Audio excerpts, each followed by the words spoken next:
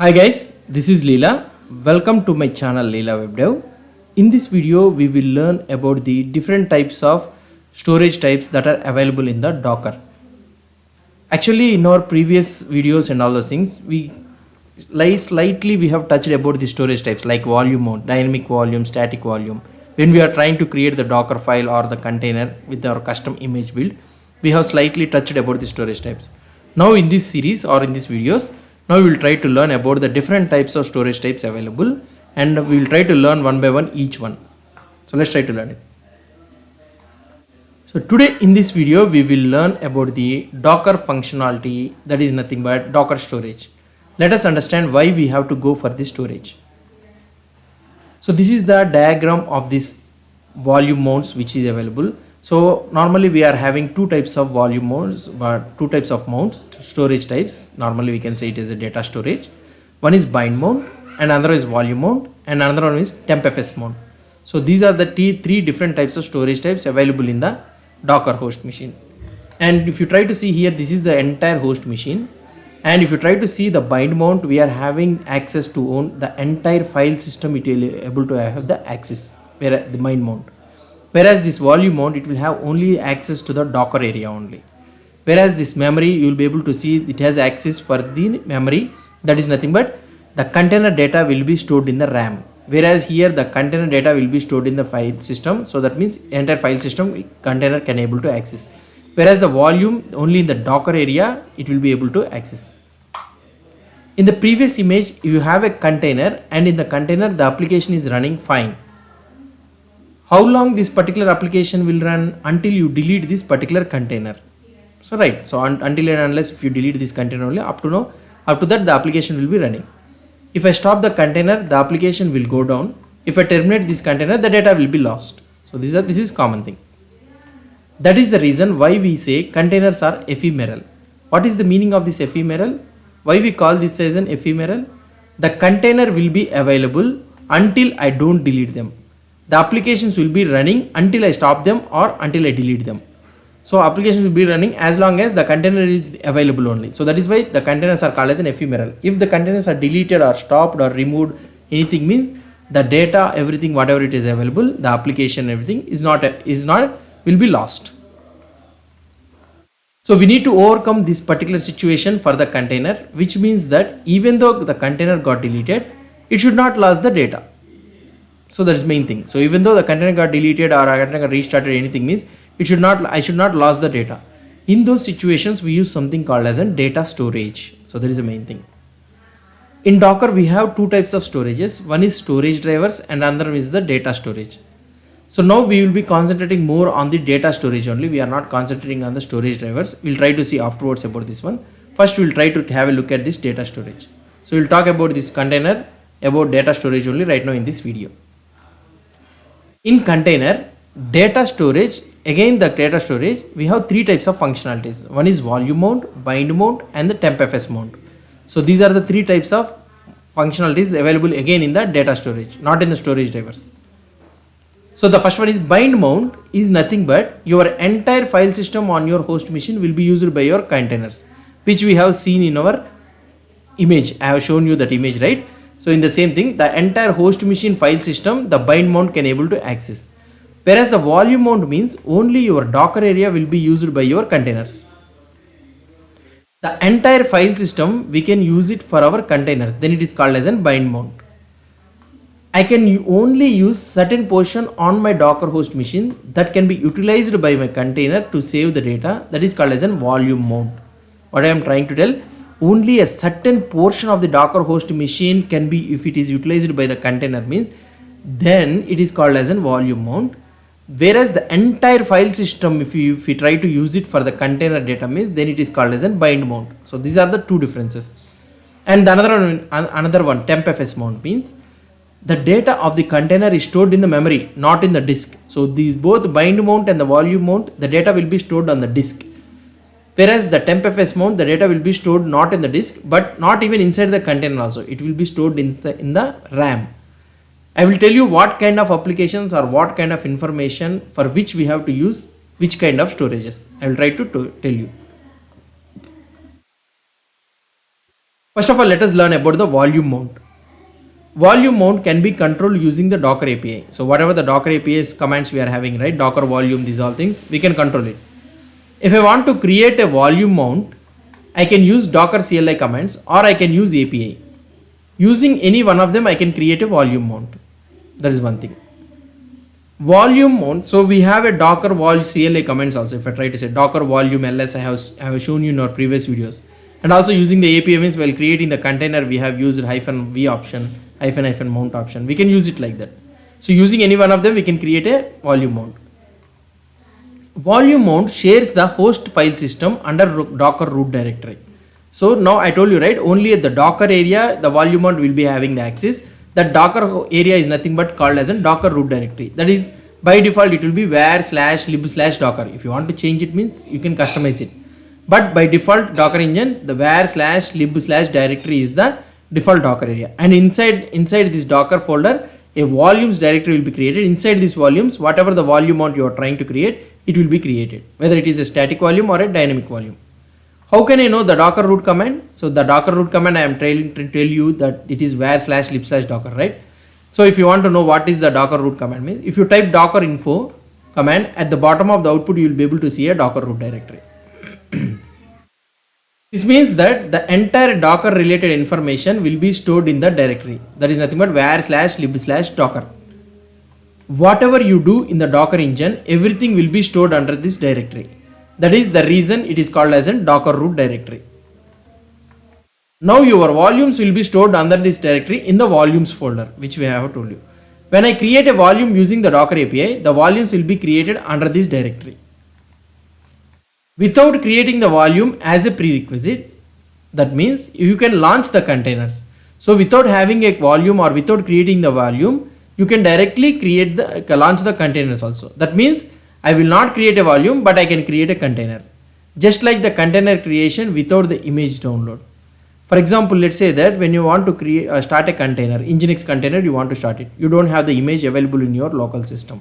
Then what you will try to do, so still you want to create a container means, just you will try to type the command docker container run, like that you will use it.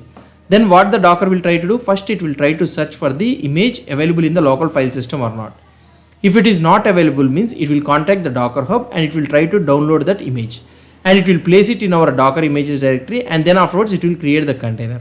In the same scenario, if you are trying to create the container without creating a volume means, first it will create the volume, then afterwards the container will be created. So this is what I want to tell you.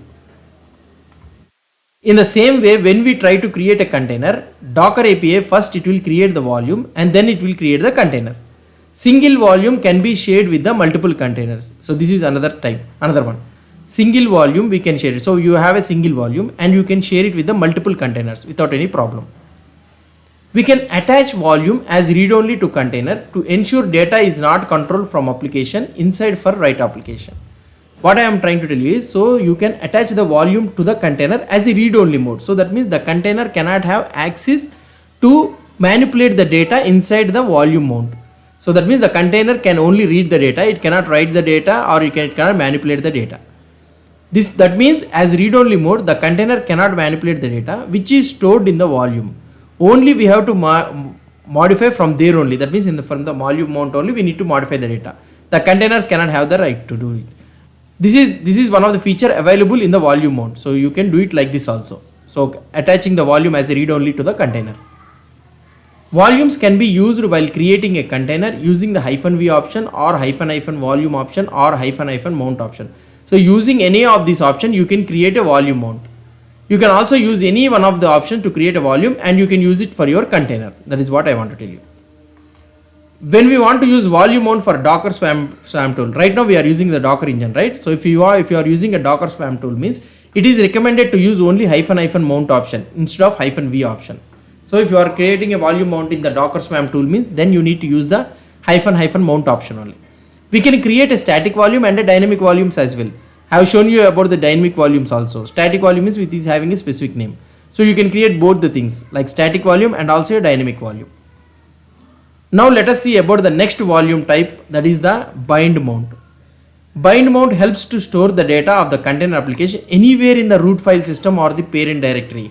Whereas the volume mount, if you try to see, it will be stored, the container data will be stored only in a particular folder or particular path. That is nothing but var / lib / docker inside the volume directory it will be creating. That is nothing but docker root directory. Whereas if you are trying to create a storage data with using the bind mount means, then you can store it in your any file system, like in the /var you can store it, /user you can store it, in parent directory, in the root directory you can store it, like that you can store it without any problem. Whereas in the volume mount, your data will be stored only in a particular path, that is nothing but this var / lib / docker, not outside of it. You cannot store it outside of it. That is the reason why it is called as a docker area. When you are using the bind mount, we need to pass the full path or the absolute path, not the relative path of the Docker host machine to mount. So that means when you are using the bind mount, we need to provide the full path or the absolute path. So you need to provide a full path or the absolute path for the bind mount. Like /var / user, everything you need to put. So we should not pass the relative path to the Docker host machine. Whenever you are using the volume mount means, so you can use the relative path. So that means it will be related to the Docker root directory. It will be. Bind mount allows access to sensitive files on the Docker host machine. So that means if you have a bind mount, then it will allow access to the sensitive files in the Docker host machine, which has to be used only when needed. You have to be very careful while using the bind mount, because the container has full privileges to modify the root in the Docker host machine. That is the main thing you need to understand. Bind volume expects file or directory to be available while using the -- mount option. So whenever you are trying to create a bind mount option, bind volume, then if you using the -- mount option means, what it will try to think is, the must and should, the absolute path directory will be mentioning it, right? The directory should be existing, so you should be creating by your own, and then only you need to use the -- mount option. It will not create if it is not available. Whereas in the volume mount, if the volume is not available means, it will create the volume and it will start using the container without whether you are using -v option or -- mount option. Whereas in the volume mount, it will directly use it without any problem. In case when you are using the -v option means, so in the bind mount, if you are using the -v option instead of -- mount option means, then the file or directory, if it is not available means, it will create it if not available. So that is the difference between -v mount and -v. -v mount means it will the must and should, the directory should be available, and if it is not available means it will not create. Whereas in the -v option means, if the directory is not available means, it will create the directory for you. Bind volume can be shared to multiple containers as well as like volume mount does. So we can also share the bind volumes to the multiple containers as just like the volume mount. While using the Docker Swarm tool, the recommended option is -- mount option. So if you are using the Docker Swarm tool instead of Docker Engine means, the recommended option is -- mount option. If you are using Docker Engine means, then you can go with the -v option also. They are not a problem. Now let us see about the third type, that is nothing but Tmpfs. Bind mount and the volume mount is the two things which we need to concentrate more. The third one, Tmpfs, is optional. It is not that recommended. But let us understand what is Tmpfs mount. Tmpfs mount will not store data of the container on the disk. It will be storing in the RAM. So this is already we have discussed. So the Tmpfs mount, if you have created means, then the data will be stored in the RAM. In general, we have to use this option when application does not need sensitive information to be stored on the disk and not available across the lifecycle of a container. So that means if the application doesn't need a sensitive information, even if the container got deleted or even the container got stopped, it doesn't need the sensitive information means, then you can use this Tmpfs mount. If it needs the sensitive information, even if the container got destroyed or deleted means, then we need to store it on the disk. We can use either -Tmpfs or -, mount option, not the -v option. So we need to use either -Tmpfs or -, mount option, not the -v option. If you are using Docker Swarm tool, we need to use -, mount option only, not the Tmpfs option. So this is the things which you need to understand. So these are all the different types of data storages that are available in the Docker. So we'll try to learn one by one in the practical implementation also. Hope you understood about the three storage types: bind mount, volume mount, and also the Tmpfs mount. If you have any doubts or any suggestions, please post the comments below to this video. And if you like this video, please do support me by subscribing to my channel. Thank you. Hi guys, this is Leela. Welcome to my channel Leela WebDev. In the previous video, we have seen the practical implementation, theoretical about the volume concept. there are three types of volume storages, that is volume mount, bind mount, and also the storage types. That is another last one is the Tmpfs. So the first one we will try to see about the volume mount. So for this one, I already told you that the volume mount, if you are trying to use the storage type as a volume mount, then I have told you that the data will be stored in a Docker area. And the Docker area, where we can find it by using the docker info command. So now I am here in the practical implementation here like this, and I am using the command docker info. If you try to check this docker info, now you will be able to see the docker root directory that is available in var/lib/docker.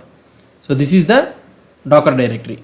Now that means the docker directory is available here. And if you try to check here, ls-l/var/lib/docker, if you try to see here, so we don't have a permission for this one. So for this one, what we need to do, we need to log in as a root, sudo -i. I will give test 1 2 3 4. So let's try to go with this. Sudo also we can try it, but I am trying to show you ls-l, or we will try to go cd/var/lib/docker. And if I try to do the ls, so here you will be able to see ls-l. So these are all the details you will be having. And in this one, we will be having the volumes, and this is the containers where the containers will be stored, and this is the place where the images will be stored, and this network details will be stored. We'll try to learn about this network also after completion of the volumes thing. So this is the directory where the volumes will be stored. And if I try to check the volumes here, and if you try to check the ls-l, so there are two files, so don't consider about these files. So right now the volumes we are having like this.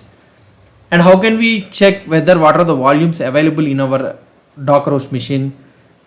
The command which we will be using is the docker volume. And if you try to see docker volume, and these are the methods, or these are the commands that are available, these are the options that are available for the volume. And if you try to see here, first one is the create, that means it will create a volume, and inspect, it will inspect the volume. So how you will be trying to check docker image inspect, docker container inspect. In the same scenario for the docker volume also we have a inspect option.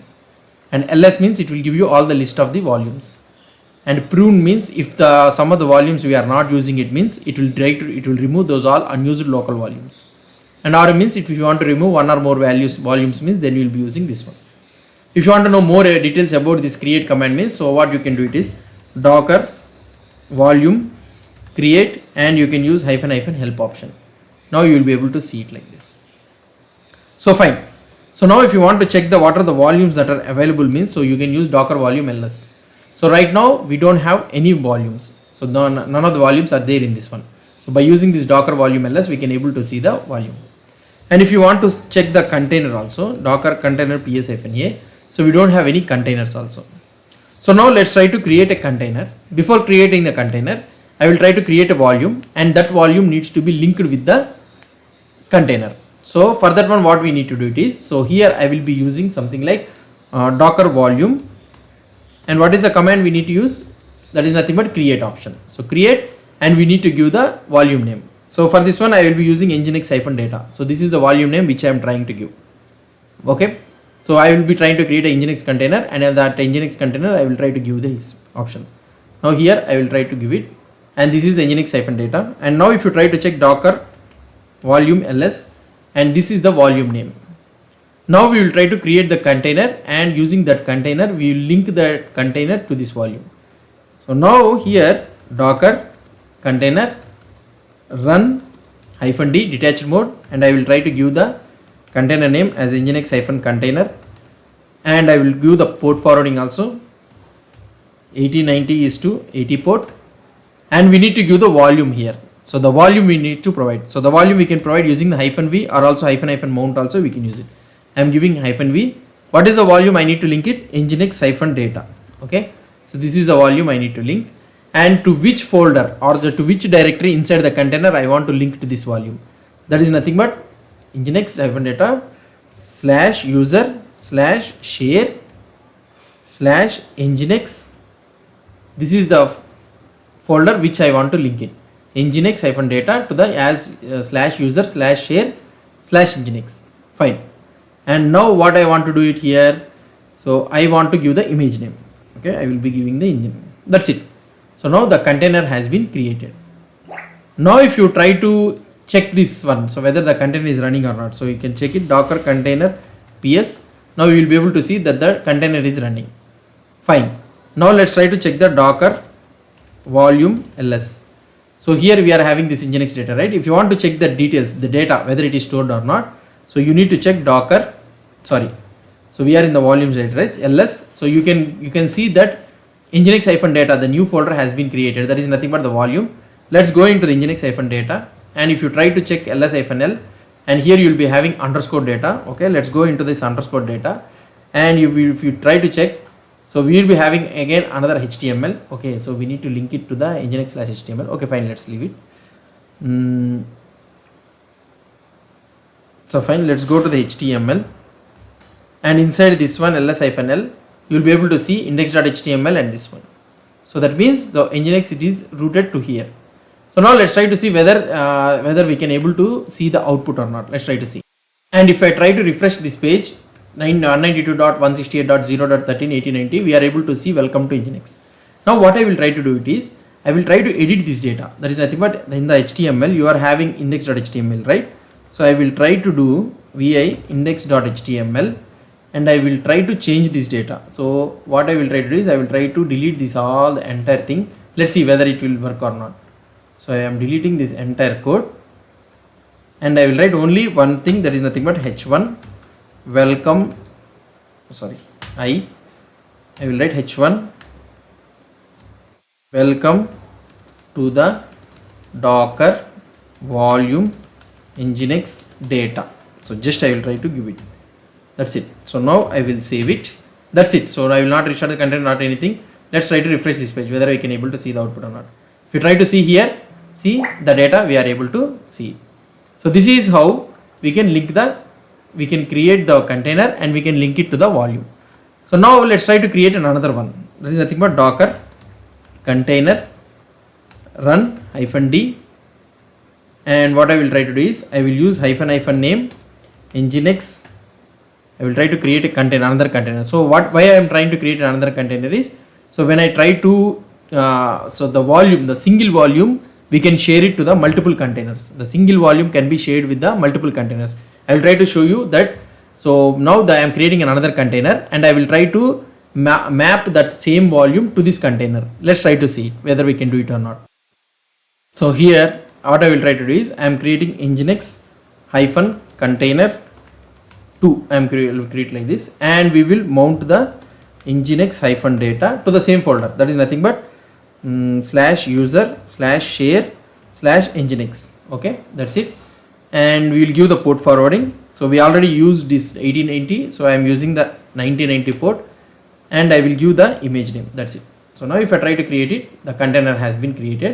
Now let's try to see the output for this one. So 1990 port. So this is normal, and if you try to check with the 1990 port, here I am using the 1990. Now if you try to see here, we are able to see the same output for these two nginx containers. We are able to see the same output. So that means the same volume is shared by the two containers. Now what I will try to do it is, let's go here, and I will try to change this data vi index.html. Now here I will try to write, so here I will write hi Leela, like this I will try writing, and I will save it. Now I will try to refresh this page. If you refresh this page, immediately we are able to see hi Leela, and if I try to refresh this page, then this one is also hi Leela. So that means the same data or the same directory is shared by the multiple containers. So that means we can create a volume from the container, and we can share the volume mount to the multiple containers also. We have seen it. So now what I will try to do it is, I will try to delete these two containers, and let's see that whether the data will be existing or not. So let's go here, and I will delete these two things, docker container rm-f nginx-container and nginx-container 2. I am deleting with these both the things. So both the things has been deleted. Now if you try to check the output, so index.html still is existing. Now I will create again. So I am creating the again another one, that is nothing but, so this nginx container 2 only I am creating. Now if I try to refresh this page, so you will not able to see the output for this one. See, both are not existing, so site can't be reached. Now I will try to create a container, that is nothing but 1990, and if I create it like this, and if you go here into this code and you will refresh this page, see we are able to see welcome to the Docker volume, whereas this one doesn't exist. Why? Because we have created only another container. So in this way, the data which you have mounted in the volume mount will not be get deleted or will not be lost when you delete the container also. So this is how we will be creating the volumes and mapping the volumes to the containers. And I already told you that the containers, the volumes is also we can give it as a read-only data to the containers also, right? In the next video, I will try to show you how we can do that one. Hope you understood about this container volume concept. If you have any doubts or any suggestions, please post the comments below to this video. And if you like this video, please do support me by subscribing to my channel. Thank you. Hi guys, this is Leela. Welcome to my channel Leela WebDev. In the previous video, we have seen about the volume creation and all those things. So let's try to see in this video how we can create the container with a read-only volume. So that means we will be having a volume that is nothing but Docker what we will be having a volume Docker volume ls, and this is the volume which we are having. And if you try to check the Docker container ps-a or ps, so we don't have any container, right? Normally if you try to create the container Docker, or otherwise let's try to see Docker container ps-a. Oh yeah, we are having two containers. Let's try to delete these two things. Docker container rm-f nginx-container and the nginx-container 2. So I am trying to delete these two containers. Normally when you try to create a container with the volume, so for example let's say that Docker container run -d --name nginx-container, okay, nginx-container, and if you want you can give the port -p 8090 and it should be listening to the port 80, and the volume is nginx-data -v nginx-data, and it should be resulting pointing to the user/nginx.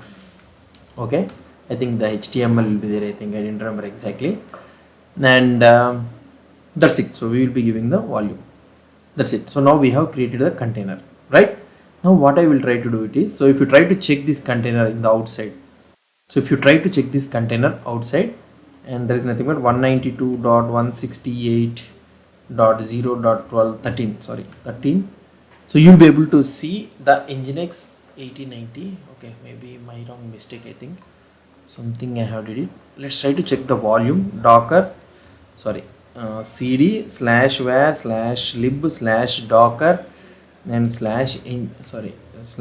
/volumes, and you will be having another one that is nothing but, let's try to see it.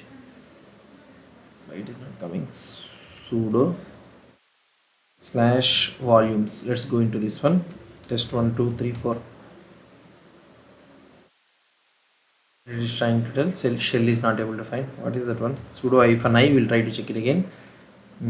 cd/var/lib/docker, okay, /volumes /nginx-data _data, okay, and if you try to check it, okay, directly we are having this one. So let's try to delete this container, Docker container rm-f, and I will try to delete nginx-container. Let's try to delete it. Now we'll see the same command. I will use it for creation of this container. Sorry, let's try to go to the home page. Yeah, so the same command I will try to do it. Where is the Docker container? Create Docker container run -d -name nginx-container and -port 8090:280, and we need to give the volume. There is nothing but nginx-data, which should be targeting here. This is the problem we have created previously. Share nginx/html, and the image is this one. So fine. Now if you try to see the output for this one, immediately you will be able to see welcome to the Docker volume data. Now this one is coming directly from the volume. Now if I try to edit this one, so here I can go Docker container exec-ti nginx-container, and I want to log in with the bash. That's it. Now if I log in with the bash, now I am in the root, and if you try to go cd/user/share and cd nginx slash html. Okay, and if you try to change the data here, so let's say that vi index.html. so here vi cannot be found. Why? Because we are in the container. It's a basic thing. So here I can do echo hello Leela from container volume, something like this I am giving, and this should be added in the index.html.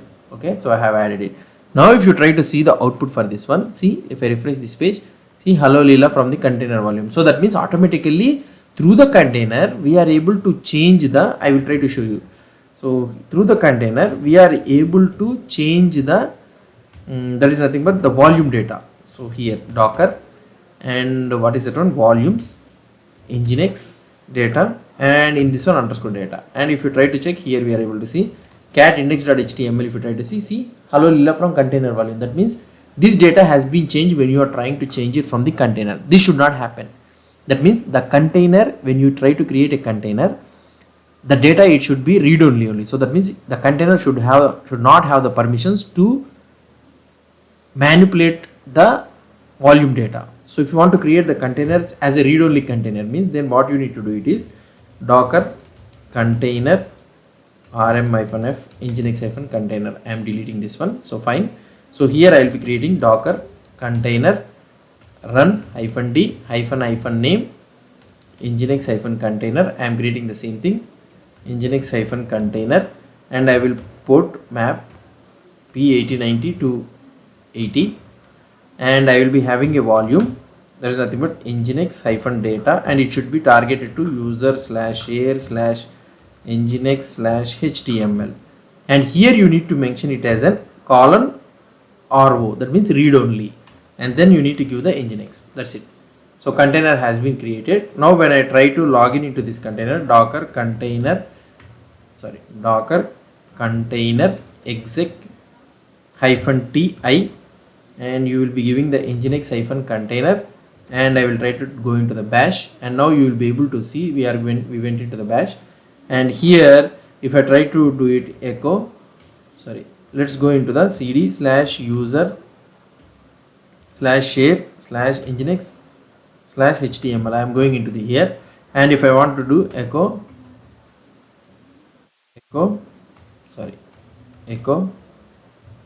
modify data, and we need to write it in the index.html. I am trying to write it here.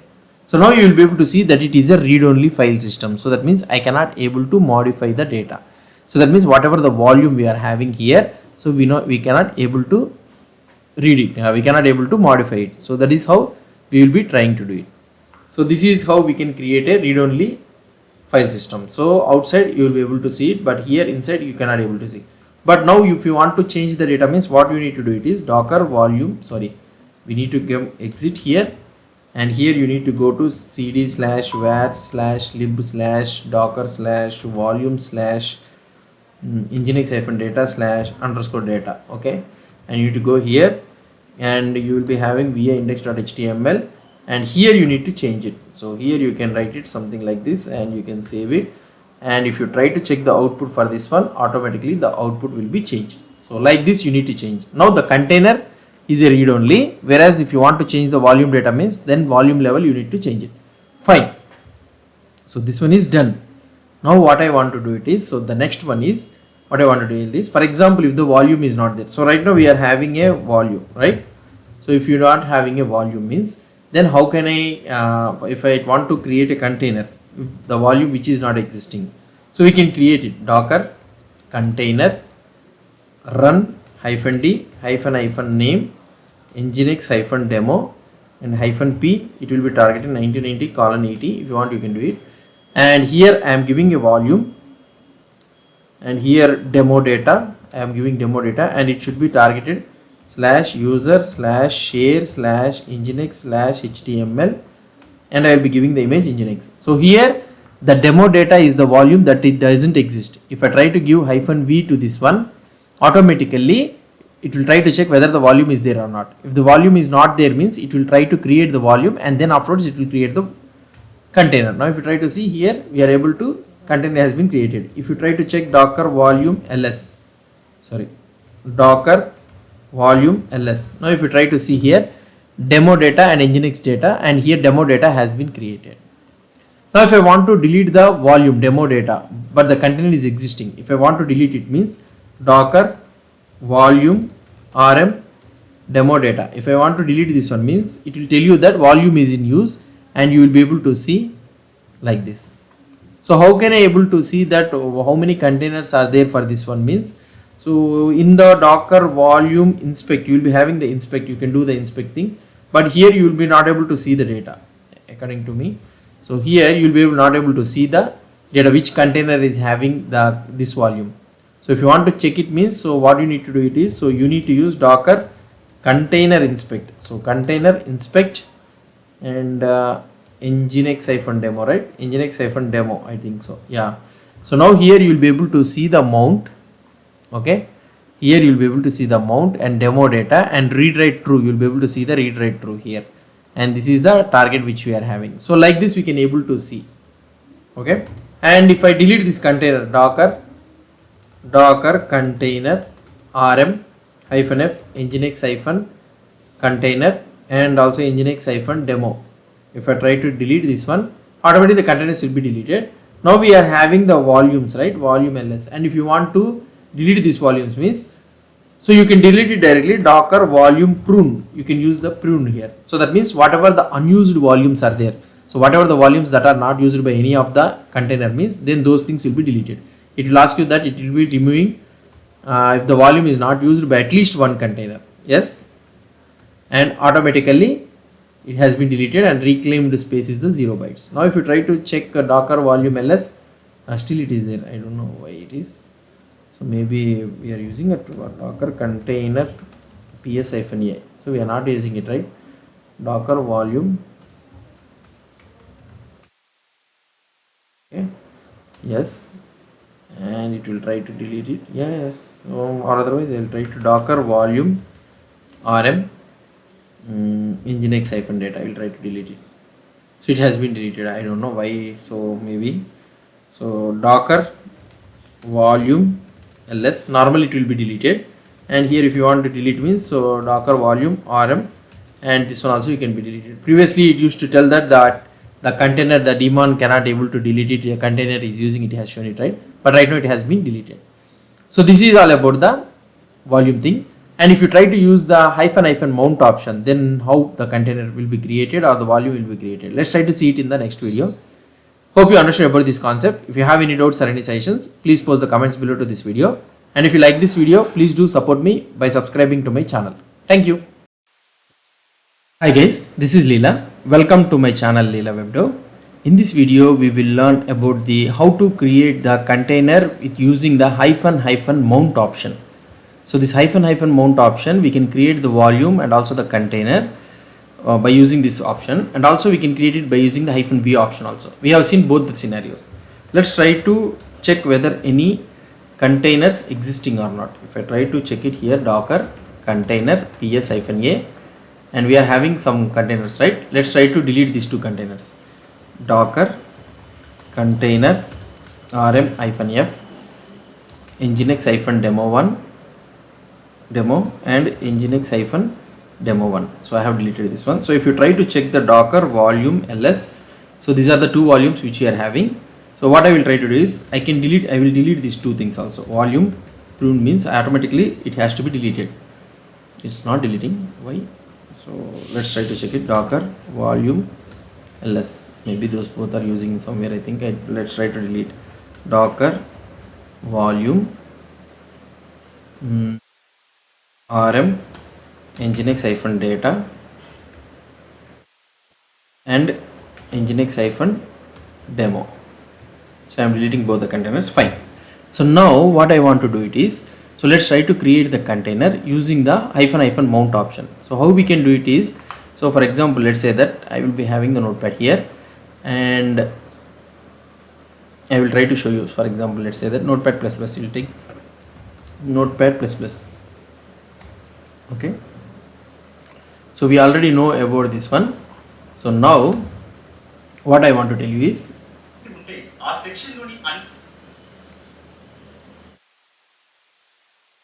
so now in order to create a container with a volume mount using the hyphen mount option.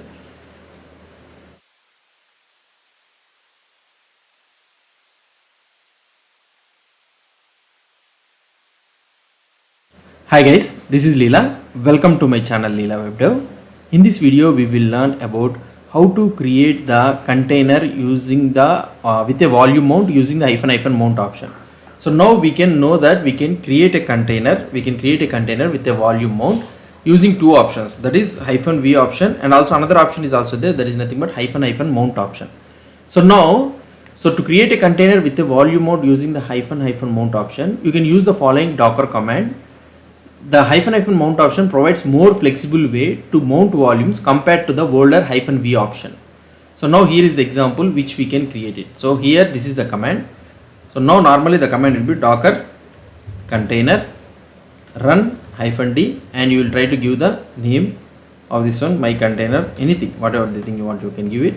And here you will be creating hyphen mount option, and this is an hyphen mount option. All the things will be a key value pair. So first one, you need to mention the type of thing, whether it is a bind mount or a volume mount. So type is equal to volume, and you need to keep a comma. So source, so you need to give the source. Source means nothing but the volume. So if it is, so here you will be giving nginx -data. Now let's try to give the target. So what is the target you want to give? So target will be nothing but user/share/nginx/html. So whatever the thing you are having, and that's it. And now you will be giving the like this nginx. So this is how we will be creating. Here docker run -d means the container runs in a detached mode. So this one you know. And hyphen name my container means gives the container a name. And hyphen mount type is equal to volume, source is equal to, so like this we have already given, right?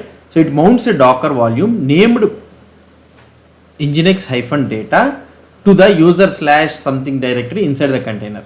And the last one, nginx, is nothing but the image name. So this is the name of the docker image used to create the container. So here if you try to see the explanation of this one all, so type is equal to volume means specifies that you are mounting a docker volume. Other possible types are bind, Tmpfs, like this we can use it. And the next one is the source is equal to nginx data. So specifies the name of the docker volume to be mounted. And the last one is the target. So /user/nginx html we have given it, right? Specifies the path inside the container where the volume will be mounted.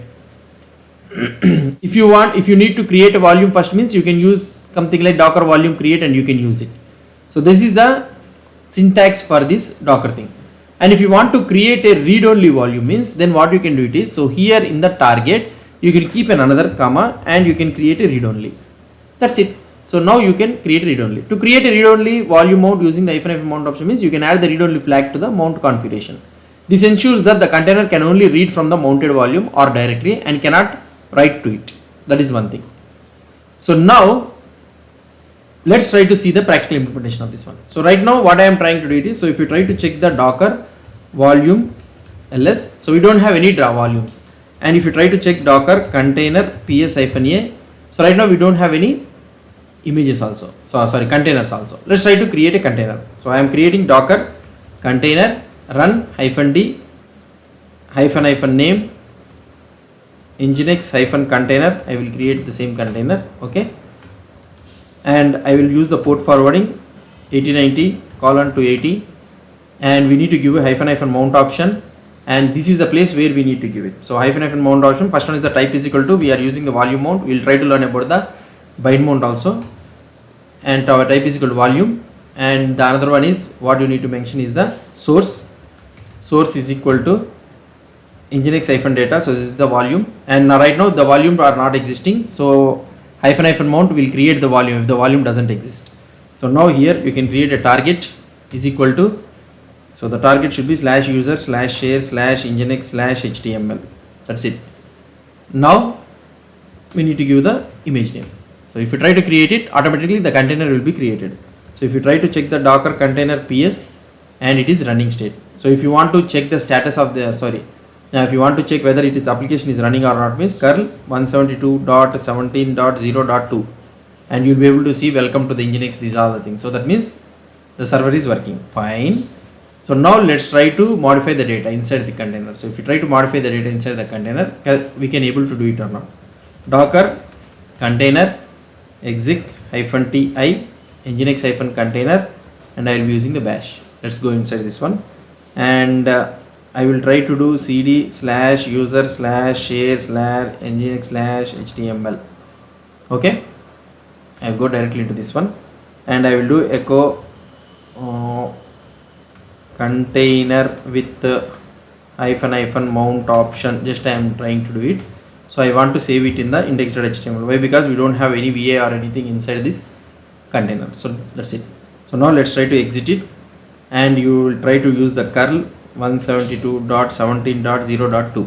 now you will be able to see container with hyphen mount option. Now you are able to see the data. So that means we are successfully able to update the volume data, container data. So that means hyphen mount, it works in the same way with the -v option.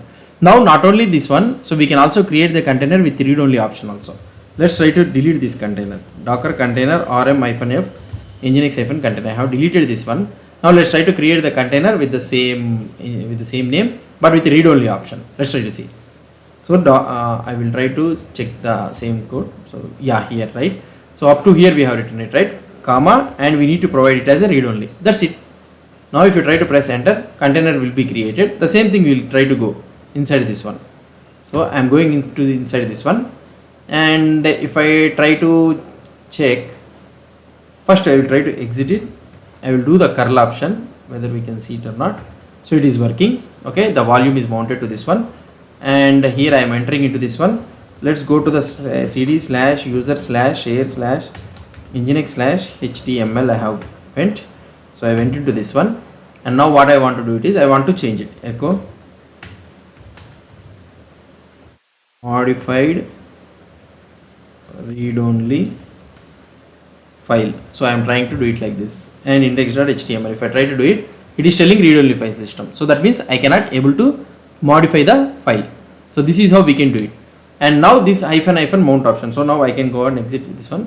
So docker volume ls. If you try to check it here, so you will be able to see a volume is also created with the hyphen mount option. Why? Because before that we haven't created the volume. Automatically when we are trying to create a container, the volume is already it is creating. Now docker container ps-a. If you try to see it, the docker is also has been created. So sorry, the container also has been created. So this is how we will be using the hyphen mount option.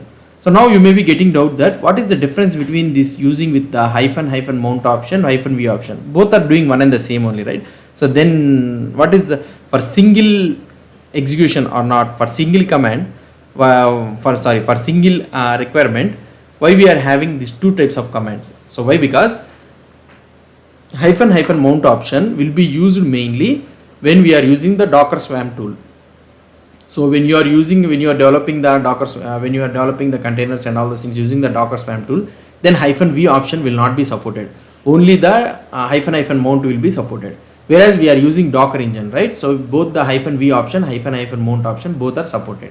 So this is the main difference between the hyphen mount and -v. So hope you understood about this concept. If you have any doubts or any suggestions, please post the comments below to this video. And if you like this video, please do support me by subscribing to my channel. Thank you. Hi guys, this is Leela. Welcome to my channel Leela WebDev. In this video, we will try to do the Jenkins CI/CD deployment using the volume mount in our Docker host machine. Let's try to do it so that you will have a real-time practical example about this Jenkins deployment. So what I will try to do here. So first of all, we will need to understand so what the architecture or the plan I am trying to do it, so that you can have a clear idea about this one. So first of all, this is our Docker host machine. Let's assume. Okay, I will give you a just brief overview. Already you people know if you are following my Docker series. And this is our Docker host machine. Okay, and here you will be having the ENP S03. So that is nothing but the network which it will be connected. And here you will be having the Docker bridge. Okay, Docker bridge you will be having, and this one will be having something around 172.17.0.1. So like this you will be having. And now in this one you will be creating a container, and here I will be creating a Jenkins container. Okay, and Jenkins container will have something like 172.17.0.2. And now Jenkins, the volume, I need to create a volume here, something like a Jenkins underscore data. Okay, so I need to create Jenkins underscore data and this volume. Okay, and this volume needs to be connected to the container. Now and here this one will be connected to like this, and here this one will be connected to like this. So now if here outside this one, if you want to connect to the container, means we cannot connect to this one, as you already know. So what do you need to do? So here I need to do the port forwarding. Okay, the port which is available here, that is nothing but 8080 port, and we need to connect it to the 8090 port. Okay, so that whenever you want to access it with the outside, so that will be connected. So this is the concept which you will be trying to do. So let's try to implement this scenario. Now here I am opening the MobiXterm or anything you are using, so putty or anything, whatever the thing you are using, you can use it. And here I will create the Docker container, and this is the code I am writing. Docker container run -d -name. I will be creating Jenkins -container. Okay, and I will be using Jenkins -container, right? -p 8090 is 280 the port will be listening, and here I need to give the volume -v space. So here if you try to understand, if you go to the Jenkins thing, I will try to show you. If you open the Chrome here, this is our Jenkins. So this is the image which we are trying to use it. So I am trying to use directly the Jenkins. So here it will be telling that if you want to use the Jenkins, means we need to use the LTS release. Already we have seen this one in our previous videos about this one. So if you want to know more about, means you can read the documentation of this one. So you can have it, take a look at this one. But let's try to do. And the Jenkins, I will be creating the Jenkins _home, whatever it may be, the name. And I want to do it to the var/Jenkins _home. So this is the directory which we need to save it. And at last I need to give the Jenkins/Jenkins :LTS. That's it. So now I will try to create the container. Unable to find the image. So that means, so here the image is not available. So it will try to download the image, pulling the image, and after pulling the image, it will try to create the container. So let it create the container. After creating the container, what we need to do? So then we need to have the URL. So we already have the URL, right? Let's try to see. I will try to show you. Let it download. It may take some time. Depending on your internet connection, it will take some time normally. So here we had it. So now the container has been created. After creating the container, what we need to do it is, so I have created the container. Now I need to open this one in our Chrome. So let's try to open here. So what I need to do here, 192.168.0.13, and I was listening to 8090 port. That's it. Now if you try to open, it will open the Jenkins. So let it open. So it will take some time. I think my internet is a little bit slow. So yeah, here it is trying to open. Please wait while Jenkins is getting ready to work. So it will take some time, and it will ask you to have the password. Let it come. Now it is asking you to give the password for this one. So the password is available in var Jenkins _home secrets initial admin password, right? So we have given this var Jenkins _home the volume. So let's try to check it in the volume whether the initial admin password is there or not. So for this one, what I will try to do is, so I will go to the as a root user, fine, and I will use cd/var/lib/docker/volume/Jenkins _home. Okay, and here you will be having cd_data/secrets. You will be having in the secrets, and here I can do initial admin password. So this is the password which you will be having. And if you want to check the password for this one, means, so you have another way, that is nothing but docker container logs Jenkins _container. If you want to check this container, means you can check it here also. You will be able to see the same password here. So anyway you can try it. And let's go here into this one, and I will paste the password and click on the continue. So you click on the continue, and it will ask you some plugins to install. So I will be installing some plugins. So it will take some time to download. Let it download. All the installed plugins has been installed. Now I am giving some random username. So you can give sample. I am giving the sample. So normally this is our root admin password, and here I can give test user, and here also test user @gmail.com. okay, So I am clicking on the save and continue. Okay, let's click on the save and continue, and this is your URL. Fine, save and finish, and here we are able to see the Jenkins has been finished. So you can start using the Jenkins. So this is all the steps and all the things we have understood. So now what I am trying to do is I am trying to create a new item or create a new job, whatever it may be, you can create it. So now I am creating a new job here. I can create something like a job one or a demo job or anything. So I am taking the freestyle project. So don't worry about these all the things. So if you don't know about this one, so not a problem. And here what I will try to do it is I am creating a new freestyle project. Okay. So now let's see.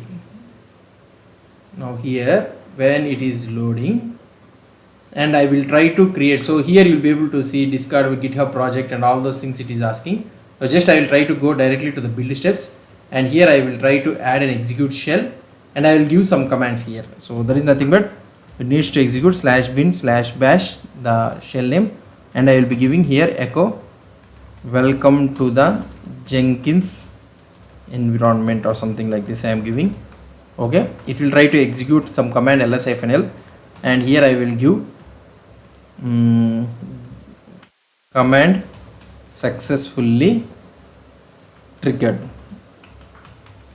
Okay, and I will use this one. So that's it, and I will save this build step. Fine.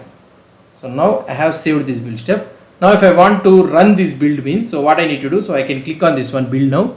If I click on this build now, automatically the build will be running. If you try to check it here, so did I click on the build job or not? Let's try to click it again. I have run. Yeah, now it is building. So let's try to see whether it is building or not. Yeah, here the first build job has been completed, and if I click on this build job, and you will be able to see the console output, and in this console output you will be able to see this is the welcome to the Jenkins environment, and the total files or directories it has found is 0, and last the echo command successfully triggered. So that means the build has successfully completed. Now what I will try to do it is, here I will try to build some 4 times. So now first time is completed, second time also I have built it, and third time also I am building it. Okay, so it has been built, and here you will be able to see, sorry, yeah, so here I will be building again. So here we are able to see the 4 times the build has been run. So now the 4 builds has been run, right? So now let's try to keep it apart. Now what I will try to do it is, so I will go here and I will delete this container, docker container rm-f jenkins-container. I am deleting this container. So that means the container has been deleted. Now will the data, whichever the build command and the build environment, the job I have created and the build that has been done and the login username and password what I have did, will that data be lost? It will not be lost. Why? Because the volume which we have created is still existing here, Jenkins_home. Then what I need to do here, just if we create a container and we attach that volume to that one, automatically it will be running. So here if you try to check it, we are not able to get it. So here I will use something like Jenkins-container -p 8090 port should be listening to 8080 port, and -v Jenkins_home. So that is the Jenkins_home, and it should be targeted to var/Jenkins_home, and we need to give Jenkins/Jenkins:_LTS. That's it. Now if I try to click enter, that's it. Now I will try to refresh the same page again. So I will refresh the same page again. So what will happen? Will this job and all those things, will it remain or not? Let's try to see. So now it is telling again please wait, but what it will try to do is it will show you the login admin login password. It will ask you for the login thing. So let's try to wait for some time. It will ask you. Why? Because the data is already existing in that one. So it will check it for that one.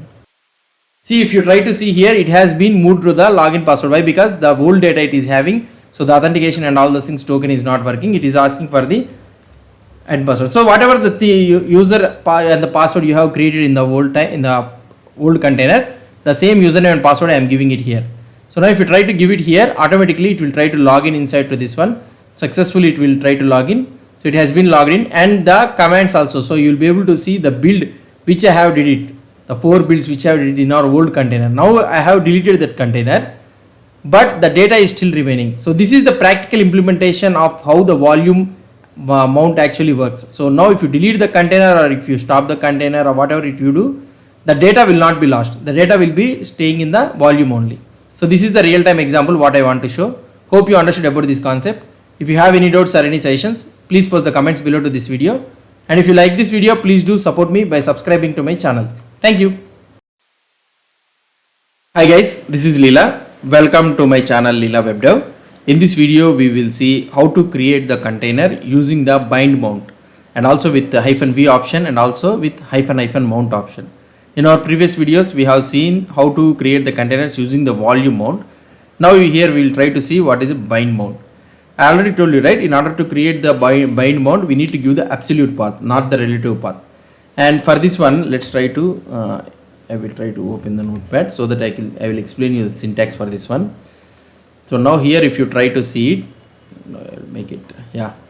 So now to create a bind mount, okay, so we can use two options, that is nothing but -v and also -- mount option. So to create a container with the bind mount using both the -v and -mount options in Docker, you need to understand how each option works and then use them accordingly. So let's try to, I will try to tell you the example for this one. So here, first of all, when you try to create a container, Docker container run, and you need to give -d, okay, and -v. So this is the option which we are trying to give, and here you need to give the absolute path, something like /nginx data or something like this you will give, and to which one it needs to target. So to path share /nginx/html, okay. So like this you will give, it is a slash. So now you will be giving the name and followed by the image name. So this is the example. Now if you want to check with the -- mount option, so this will give more detailed syntax and greater flexibility compared to the -v. It requires specifying the type of mount and the source path and also the destination path. So for this one you will be having Docker container run -d and --mount, and first you need to mention the type is equal to bind, and next you need to mention the source is equal to the path, that is nothing but absolute path, so /app data or something like this, and you need to give the target, okay. So target is nothing but what I can say is user nginx, okay, and the last one is the -- name container. So the name container you will provide it, and the image name. So these are the things which you will need to provide. So these two are the syntaxes. Let's try to see the practical implementation of this one. So I am opening the mobile XTOM. So this is our thing, and for this one what we need to do it is, so here for creating the container, let's understand. So here I will be using Docker container run -d -name. Let's try to check whether any documents existing or not. So right now we are having two documents. So okay, Docker container rm-f nginx, maybe nginx-container, and the another one is, try to see, nginx-container is there. Another one, what is that you are having? Jenkins LTS, okay, Jenkins-container we are having. Another one is Jenkins-container, yeah, I have deleted. Now let's try to check whether any, so none of the things are there now, sorry, yeah. So what I want to do it is, so let's try to create the Docker container run -d -name nginx-container. I will try to give nginx-container, okay. I will be using the -v option, and for this -v option I will be using something like, now here you need to understand. So here I need to provide the absolute path. So that means, so normally what you will try to do, so you will give nginx-data. So that means it will try to check that nginx-data is available in the /var/lib/docker/volume. So that is the place where the volume mount will be added. But here we need to give the absolute data. So that means nginx-data, you can give it directly like this, okay.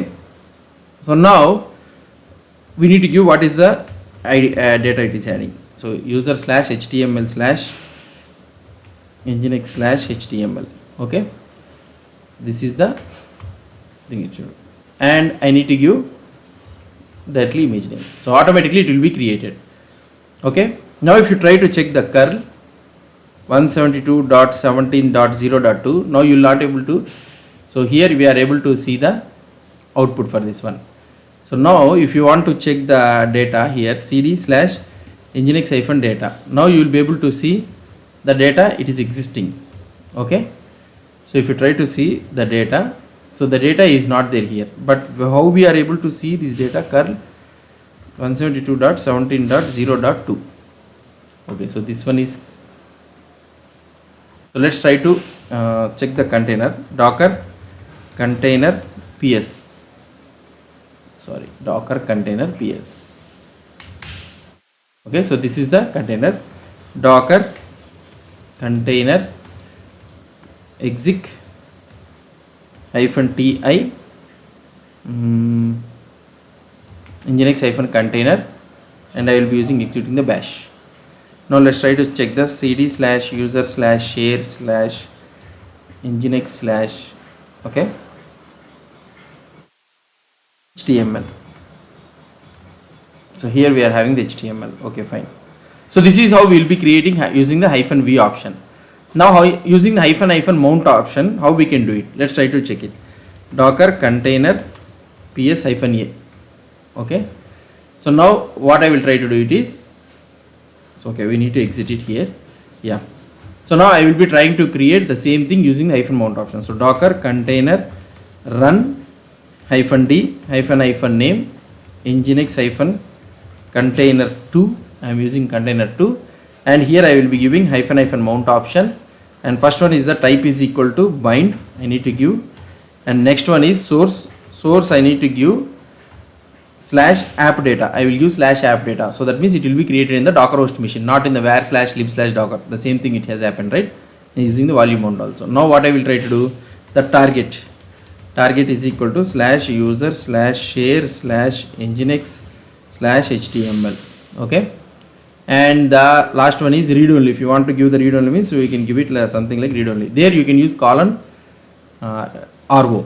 So now here I can give nginx, that's it. So invalid mount, so here this is the thing you need to understand. So error response from the d1, invalid mount config for type bind source path does not exist.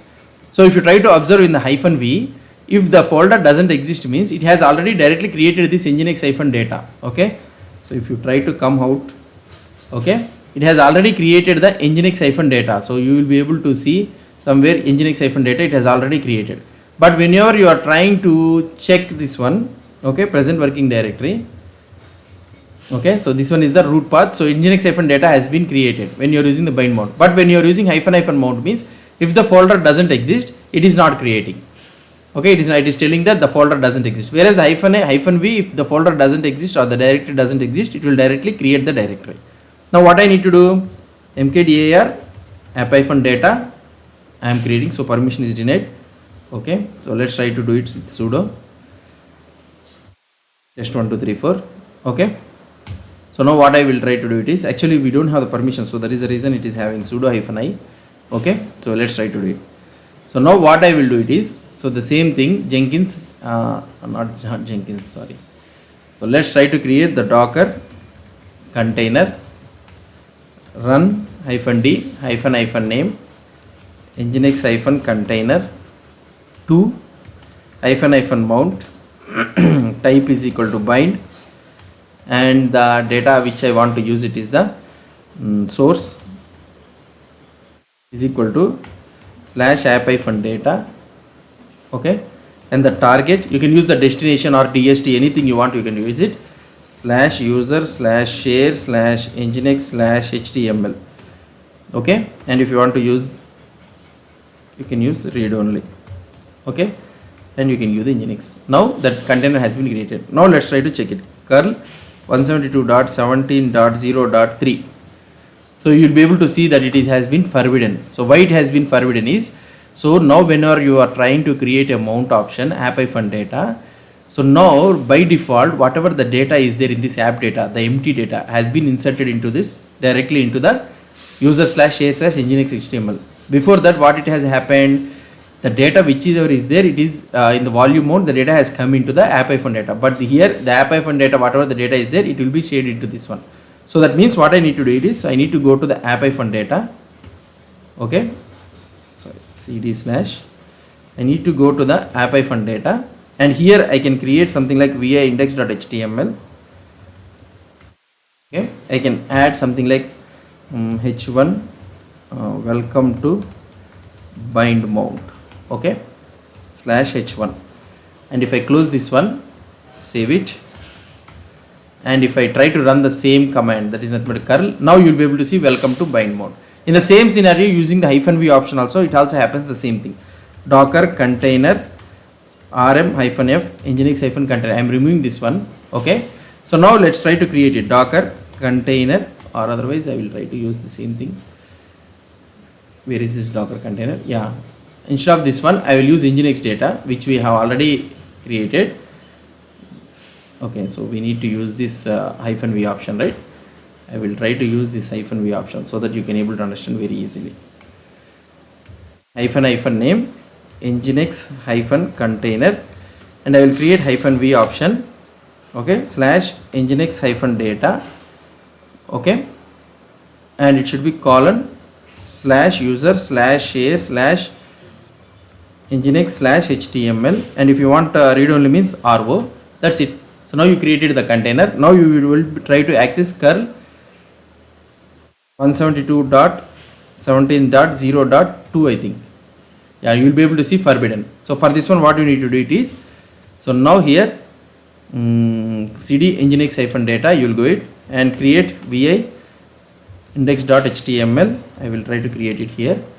So now you will be able to see that h1 welcome to bind mount with v option. Okay, I have created it like this. Let's try to close this one, and I will save it. And if I try to check the same curl option, see, now we will be able to see welcome to bind option with the v option, bind mount with v option. So this is how the bind mount actually works. So you need to understand that whenever you are using the volume mode, means the content whatever it is present in the user/share/nginx/html, it will be copied into the volume mode. But here the bind mount data whatever it is there, it will be copied into there. So right now we are creating empty folder, means the empty folder directory data is copied into that html. So that is the reason index.html and all those things are gone. So that is the reason you will be able to see a 403 forbidden, means the file doesn't able to find it. So this is what about the bind mode. Hope you understood about this concept. If you have any doubts or any suggestions, please post the comments below to this video. And if you like this video, please do support me by subscribing to my channel. Thank you. Hi guys, this is Leela. Welcome to my channel Leela Web Dev. In this video, we will learn how we can create the Jenkins server or the Jenkins CI/CD pipeline using the bind mode. Previously in our videos, we have seen how we can create the Jenkins container using the volume mode. We have seen it, but right now we will try to see about the bind mode. I already told you, right, how we can create a bind mount volume in our previous videos. Let's try to create it. So for this one, what I will try to do is, first I will check whether any Docker containers are there or not. I am checking. So right now I am having one Docker container. So let's try to delete this one, Docker container rm-f nginx-container. So this is the container which I am deleting. Yeah, fine. So now in order to create a container, what we need to do, so just we need to use Docker container run -d -name. So I will give Jenkins_container.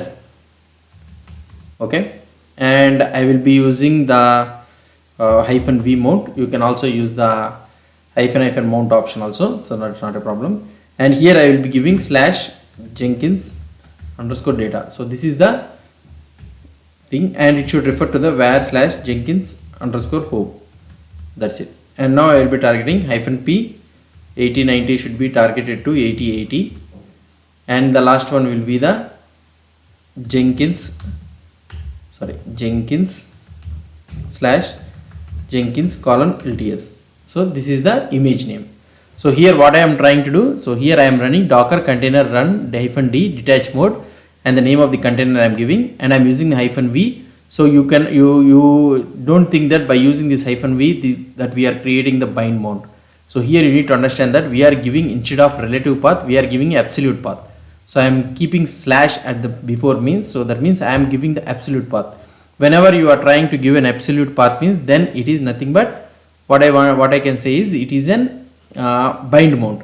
So if you are not giving that absolute path, relative path, if you are trying to give it means, then it is an volume mount. So then you are trying to create a volume mount. So this is the difference between these two. So you need to understand. So now here I am creating it. Before creating this one, what I will try to do it is, so let's try to remove this one all. So this is my mistake. Let's try to log in as a root user. So I am removing this one all. So let's log in as a, okay, so test 1 2 3 4. So now this is the command I am using it. So now docker container run. Now you will be able to understand about this one. So now Jenkins -container and -v, and I am using Jenkins underscore home. Sorry, so this one is nothing but so here this is the volume mount it is creating. Now here I will create slash. Okay, I will use Jenkins underscore data and Jenkins underscore home, and this is the thing. So this is the total thing which I am trying to create. So now this is the bind mount. Now when I press enter, the container will be created. Let's try to check the status of the container. Docker container ps-a. Now you will be able to see that it has been exited. So that means it has started, some error has been occurred, and we are not able to, it cannot, that is the reason it has been stopped. So let's try to check the logs for this one. Docker container logs, why it has been failed. Jenkins-container. Now it is telling that missing read write permissions on Jenkins underscore home /var/ Jenkins underscore home. So I cannot able to write it. Cannot touch Jenkins underscore home, something like that it is telling. Wrong volume permissions. So what it is trying to do it is, so here we have mapped this var/var/ Jenkins underscore home to the Jenkins underscore data. Now that means whatever the data we are trying to write it in Jenkins underscore /var/ Jenkins underscore home means we are indirectly writing in this Jenkins underscore data. So that means the container, so whichever the container it is present inside the container, it is trying to write the files in the docker host machine /Jenkins underscore data. If you try to go cd/ and if you try to check this ls-l, and here you will be able to see Jenkins underscore data, and this is the folder or the directory which is present in the docker host machine, and the container inside the container, from inside the container. So the container is trying to write the files into this Jenkins underscore data. Because of the permissions issue and all those things, it cannot able to write it. So what we need to do, so here the Jenkins underscore data has been created by the root. Now what we need to check it is, so who is the user trying to write it from inside the container. We need to know that one. So we cannot able to know this one. Why? Because the container right now it is not started. So it has been exited. So here you will be able, so now that means you cannot log in into this container to check that who is the user trying to write the files in that /Jenkins underscore data which is present in the docker host machine. So as per our experience and all those things, so as per the not experience, so as the standard data are the standard details. So the Jenkins, so whenever you are trying to create a Jenkins, so the user who will be created will be the Jenkins underscore user. So that is the user which we will be trying to create. I will try to show you. And the user ID for that one is 1000. So not what we need to do now. So the Jenkins is the user which will be trying to create, the files inside the container. So that means the /Jenkins underscore data whichever is present. So we need to assign a user ID of 1000 and a group ID of 1000. So that is the user ID and group ID which is present inside the container. So whatever it may be, so now I am telling you that inside the container, inside the Jenkins container, the user is Jenkins user. But the Jenkins user is not present in the docker host machine. So what we need to do is the user ID for that one is 1000. So the same thing, the user ID 1000, we need to assign it here. So what I will try to do here, so I will use the command chown -r, and I am giving 1000. So which is the user ID, that is nothing but present inside the container. So now here whatever it may be the user. So just I am trying to give the user ID for this one. And here that is nothing but Jenkins underscore data. Now it has been assigned. Let's try to check who is the user. 1000 it is available. So the 1000 is the user, that is nothing but test user. In the same scenario, in the Jenkins inside the container, you will be having Jenkins user or something like that. So now let's try to rerun this one. So docker container start Jenkins underscore container. Now hopefully it should be started. Docker container ps-a. Now it is up and running. So that means the Jenkins has been successfully running, and we are now the Jenkins container can able to write the files inside the /Jenkins underscore data. Let's try to log in and check. Docker container exec -ti Jenkins underscore container, and I will be using the bash. Now let's try to check who am I. So who is the user that is trying to use. So I told you, right, Jenkins is the user, and if you want to know the ID, means that is the user ID is nothing but 1000. So this is the normal thing. So whenever you try to create the Jenkins application and all the things, so this is the default thing, standards which will be followed. So that 1000 is the user which will be created, and 1000 is the user which you will be trying to create these all things. So now that is the same 1000 user ID we have created outside also. So hope you understood about this one. So inside the container, the 1000 is the user ID who is trying to create. Outside in the Docker host machine also, the same Jenkins underscore data, we have assigned the same user ID. Now I am not going to launch this one. So in the Chrome, and I am not trying to show it. So if you want to check it, means so you can check it 192.168.0.13. So if you try to access this one, so now you will be able to access this. So I am not going on to this, pressing the next and all those things. I am not checking it. So now here you will be able to see the Jenkins is working. So that means we are able to successfully launch the Jenkins data using the bind mode. So previously we have launched it using the volume mode. So here we have did it using the bind mode. So this is the common problems which you will be trying to face, the permissions issue and all those things when you are trying to use the bind mode. So that is the reason I have taken this Jenkins thing to show you that if you get a permissions related issues or something like that, so that how we can write it smoothly, I have explained you. So this is how we will be running the Jenkins container using the bind mode. Hope you understood about this concept. If you have any doubts or any suggestions, please post the comments below to this video. And if you like this video, please do support me by subscribing to my channel. Thank you. Hi guys, this is Leela. Welcome to my channel Leela WebDev. In this video, we will learn about the another type of mounting the container, that is nothing but Tmpfs. So what is this Tmpfs? Tmpfs stands for the temporary file system. It is a type of file system stored in a volatile memory, that is nothing but RAM, which means that its contents are lost when the system is powered off or restarted. So that means whenever you try to use the Tmpfs, the data which you are trying to save with the particular directory, the data will be stored in the RAM memory. So that means whenever you stop the container and restart the container, or whenever the system is powered off, anything, the container got restarted, means the entire data, whatever the data that is stored in the Tmpfs will be lost. This is useful for creating fast temporary storage that doesn't need to be preserved across the reboots.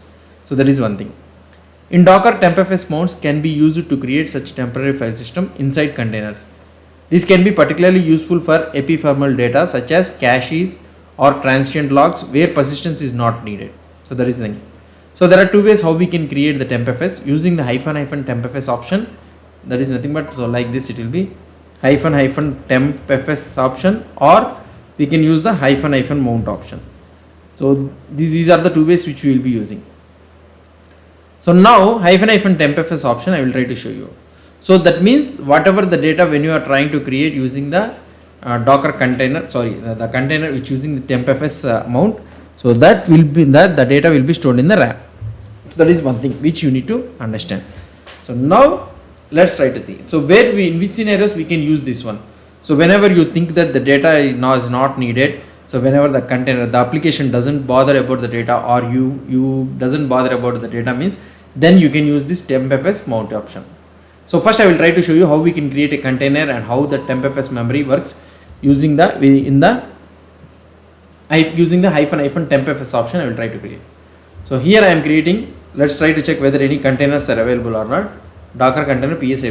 So nothing, no containers are there. So first I will be creating Docker container run -d -name nginx -container, and here I need to give the option something like -Tmpfs. So here we cannot use the -v option, where -v option we have created using the volume mount and the bind mount, right?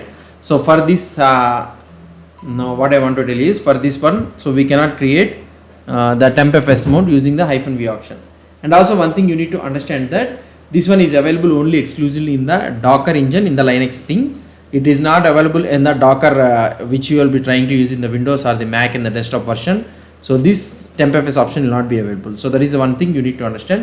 Only in the Docker engine, in the Linux container only it will be useful. So it will be working. So hyphen Tmpfs thing. So here Docker container run -d -name nginx container -Tmpfs.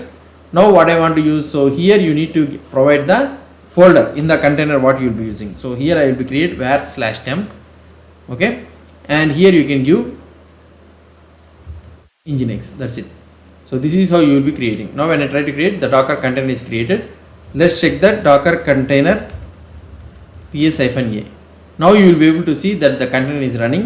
And if you try to check Docker container inspect nginx container, let's try to check this inspection thing, and the mount option which it will be created, you will be able to see. So this mount option is not there. Tmpfs option will be there. So okay, fine, let's leave it. So I will try to show you another thing.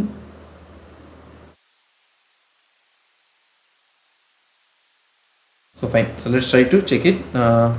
So now I will be logging into this one, Docker container exec, and what I want to do is exec -ti nginx container and the bash. I will try to show you. So now in this one you will be having /var/temp, right? So this is the folder. So you doesn't have anything over this one. And now I am creating some folders such that file. So I will create 1.5. So that means here 5 files will be created with the names file1, file2, file3, file4, file5, like this. So touch, I have created these files ls-l. Now you will be able to see some of the files has been created. Now what I will try to do, I will exit here, and here what I will do is I will stop the container, Docker container stop nginx container. Now I will restart it. So that means if I stop and if I restart the container, then the Tmpfs, the folder which we have created var/temp, the data whichever it is available, it will be deleted. So I will try to show you Docker container start nginx container.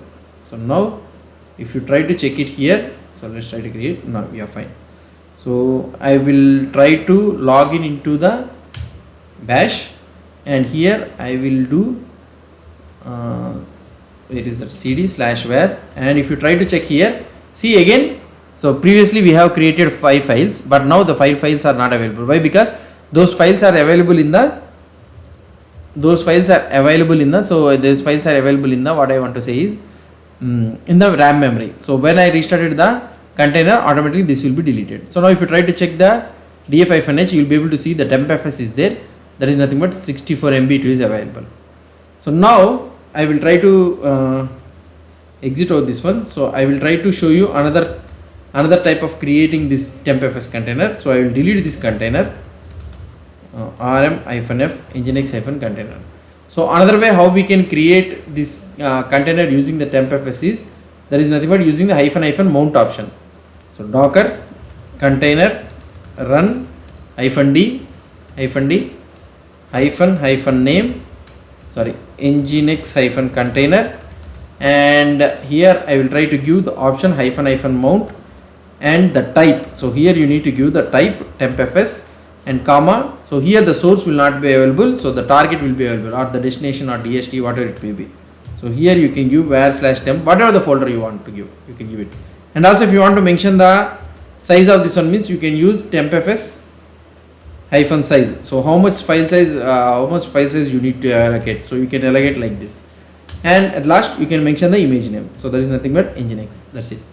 So now if you try to create, the container has been created. Now if you try to check the Docker container ps-a, now you will be able to see that is up and running. Now if I try to log in into this one, Docker container exec -ti nginx container, and I will be using the bash. Now let's try to go to the cd/var/tmp, and if I try to see here, nothing is there. So I will create the files, touch file 1.5, and I have created the files. Now if I try to check here, files are there, and if you try to check here df-h, and you will be able to see the Tmpfs is also created. Fine. So now let's exit here, and I will try to stop the container, Docker container stop nginx container, and I am restarting this one again. So I will start this one. So So you can also use the restart thing, just I am using like this. Now if you try to log in into this one, so let's go to the /var/tmp, and if I try to show you, see again the total 0 is there. Previously I have created these files, but when I have restarted this Nginx container, automatically the data which is stored in this var/temp, those are available, those are stored in volatile memory such as RAM, right? So those all that has been deleted when we restarted this one. This is all about the Tmpfs thing which I want to explain you. And if I try to exit, let's try to check the inspect element, docker container inspect Nginx-container. Let's try to see the last time. So the mount available will be, I think, yeah, here you will be able to see the type is Tmpfs and the destination is this one, read write true, and like this you will be having. So understand that this is available only in the Docker engine, that too in the Linux system, operated Linux Docker host machine, and also in the Docker SWAM also only the -- mount will be functioning. -- Tmpfs will not be working in the Docker SWAM. So that's it guys about this Tmpfs thing. So hope you understood about this concept. So if you have any doubts or any suggestions, please post the comments below to this video. And if you like this video, please do support me by subscribing to my channel. Thank you. Hi guys, this is Leela. Welcome to my channel Leela WebDev.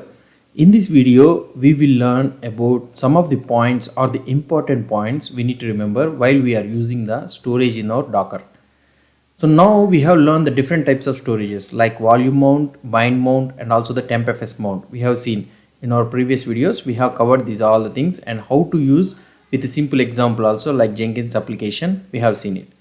Now, apart from this one all, so let's summarize these all the points, important points which we need to remember. This is importantly, or in the interview, this will be very much useful for you when you are attending for an interview regarding the Docker and all those things. So let's try to grasp or let's try to summarize one by one what are the points that we need to remember. Let's go. So till now we have seen about the volume mount, bind mount, and also the Tmpfs storage. So these are the three types of storage which we have seen it. Now let us understand what are the points we need to remember while using the volume mount, bind mount, and also the Tmpfs mount. Any of these two mounts or storages. So these are the points. So what we are discussing. So that is the discussion points. These are the points which we need to remember important while we are using any of this storage. Now the first one is we have to use the volume mount for most of the applications deployed on the Docker engine where location doesn't matter. So that means you know the volume mount. The volume mount whenever you are trying to create an application. So most of the applications whenever you are trying to create application, the most of the recommended one or the highest priority which we need to take care is the creation of this storage using the volume mount only. So if you have a scenario that where the location doesn't matter, location means here that data storage, the storage where you are trying to make. So if it doesn't matter, so anywhere you can store it means then you can, it's better to use the volume mount only. So the volume mount is created in the Docker root area. So I already explained you about what is this Docker root area, and that is nothing but var/lib/docker. So this is the Docker, volume mount Docker root area. And here this is the place where the volume mount data storage will be stored. If you customize that, it will change. So this is the default one. When you try to install the Docker engine, this is the default Docker root area which the Docker will be creating. And if you don't want this location means you can customize that, and then the Docker root area will become the customized path. So that is the place where the volume mount data will be stored. So this is one thing which you need to understand. You can know the Docker root area by using the docker info command. For example, let's say that you don't know the Docker root area. I already told you that the default one is the /var/lib/docker, right? So if you install the Docker engine, if you change it means the path will change. If you want to know, if you doesn't know about the Docker root area in the Docker host machine, and if you want to know the Docker root area means, then you need to use the docker info command. If you type the docker info command, then you will be able to get the Docker root area. These are all in our previous videos, we have already covered it. Under that directory only the volume mounts will be created. So the volume mounts will be created only under that directory. That directory is nothing but the Docker root area. And also we can share the volume mount and the bind mount to the multiple containers. So this one also we have already discussed. So the volume mount and the bind mount, whichever the mounts you are trying to create, we can share it between the multiple containers. So that means if you are having two containers, the two containers can share the same data storage. So that is one thing which we need to do. And also we have already did this one in our previous videos. If we are working with the Docker Swarm tool means, then we need to use the hyphen mount option and hyphen v option only for the Docker engine. If you are using the Docker engine means, then hyphen v option and also the hyphen mount option you can use it. But if you are using the Docker Swarm tool means, then we need to use only the hyphen mount option. The hyphen v option will not work in the Docker Swarm tool. Whereas in the Docker engine in the Linux, so you can use both hyphen mount or hyphen v option. Anything will be working. If you are really working on the Docker engine means, then we need to go for the hyphen v option. You can also use the hyphen mount option while using the Docker engine. It's not a problem. So it's up to you. So whichever you want to use it, you can use it. Both the hyphen v option and also the hyphen mount option will work only in the Docker engine. Whereas in the Docker Swarm tool, only the hyphen mount option is the only thing which will be working. But when you are using the Docker Swarm tool, you have to use only the hyphen mount option only. Remember that if you want to share the volume mount or bind mount between the multiple containers, it is recommended to use only the read-only permission if you don't want your applications to modify the data. So here what I am trying to tell you is, so for example, let's say that you are having a volume mount, and if you want to share that volume mount or the bind mount, whatever it may be, between the multiple containers, so then it is recommended to use only share that volume mount or the bind mount as a read-only to the container, so that the applications cannot modify or the containers cannot modify the data. So that is one thing. Why? Because if one container modifies the data, other containers will get affected. So this is the thing. So for example, let's say that if the container is having a read-write permission means, then if a container modifies the data, automatically the other container which is sharing that data storage, so will get affected. If you are okay with that means, then you can go for it. But it is not the recommended one. So that is the thing.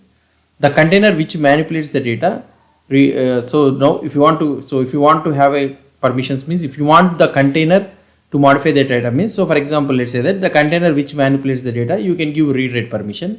The containers which serves the data means, then you can give only the read permission only. So like that, depending on the requirement, so however you want to manage the containers and the data volume mount data or the bind mount data, so you need to give the particular permissions to the data storage. So that is what I want to discuss with you. So another one is the use bind mount to share any file system on the Docker host machine to the containers. As I already told you, right, the volume mount will be created only in a particular Docker root area. So that means that is the location, but that is a default location which it will be created. So we don't have any access to that one. For example, let's say that the entire Docker host machine, if you want to share it means something like that, any file system means, then we need to use the bind mount data. We need to use the bind mount here, not bind mount only if necessary and there is no other choice. So when we need to use this bind mount, so only when it is necessary only, then only we need to use the bind mount if there is no choice. That means if you want some file system to be shared in the container means, then only we need to use the bind mount. We need to use volume mount as much as possible. So wherever it is possible, we need to use the volume mount only. Taking a backup of Docker root area will back up the Docker volume mount, not in the case of bind mount. So here I already told you, right? So volume mount, all the volume mounts whichever you are creating for every containers, it will be created in the /var/lib/docker. So if you take the backup of this Docker root area, automatically all the volume mounts will be backed up. Whereas in the bind mount, it is not possible. Why? Because it can be having in any file system. So it can be having in any root file system, it can be there. So we cannot take it. So how we can take the backup? I will try to tell you. For bind mount, what we need to do? We need to know the path on the host machine. So we need to know the path first. And we need to take the backup using any cron jobs, or you can use any other automation tools. So this is how you can take the backup. Whereas for the volume mount means, directly you can take the backup of the Docker root area. And the --Tmpfs option. This --Tmpfs option is only available on the Linux where Docker engine was installed. So this is also one thing. So remember that --Tmpfs option or the Tmpfs mount. So this type of storage is only available in the Linux operating system where your Docker engine is installed. So this is not available for Windows or Mac operating system because these are desktops. So this is also one important concept you need to understand. To use the --Tmpfs mode or --Tmpfs -size. So these are the two options extra it will available. We need to use or we need to specify --mount option while creating a container, which is not possible with the --Tmpfs. So using this --Tmpfs, we can only have little power while creating this Tmpfs mount storage. Whereas if you use the --mount option, so you can have to mention the mode option or the size option. Like these different types of options we can use it by we can create it by using the hyphen mount option. So these are all the points which we need to remember in the Docker storage. So there are three types, that is nothing but volume mount, bind mount and the Tmpfs, and these are some of the important points you need to understand, and these are all the things we have already discussed in our previous videos, explaining each one detail by detail with a simple examples also I have did it. So you can, if you want to know more, means you can refer to the previous videos. That's it guys about these points thing. So if you have any doubts or any suggestions, please post the comments below to this video, and if you like this video, please do support me by subscribing to my channel. Thank you.